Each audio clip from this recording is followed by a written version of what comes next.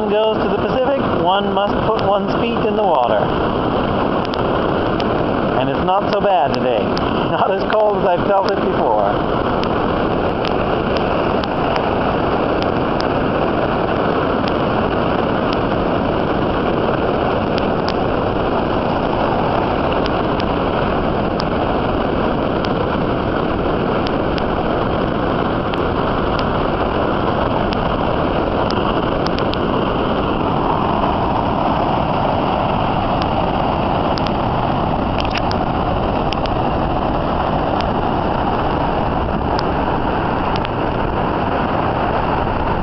Meares, Oregon, on the far edge of the New World.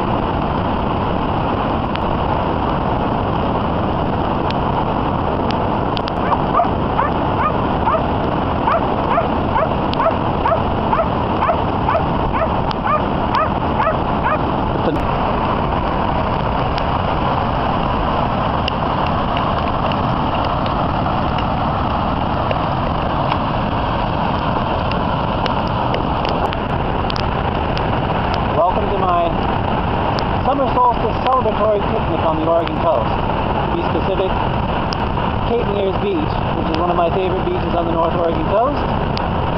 And the view is great, and the weather is great, as you can see today.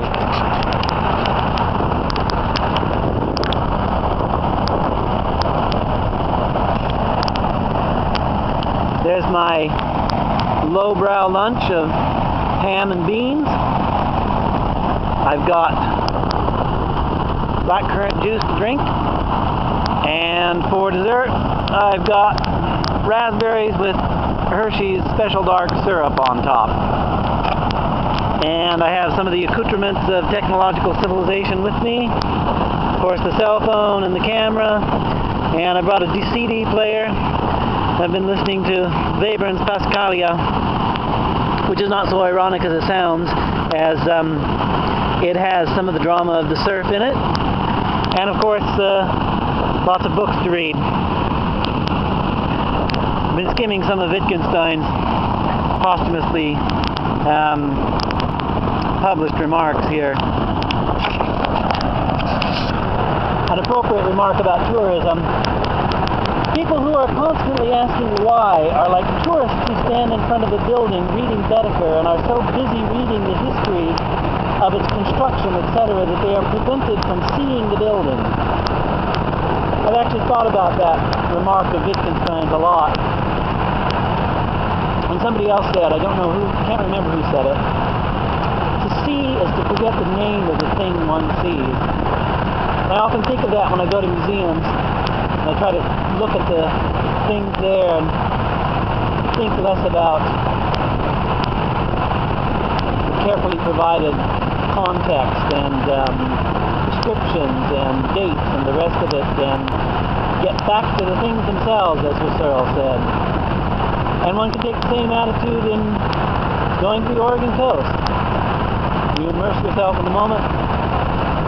The surf, for example, here is so loud I can scarcely hear myself talk.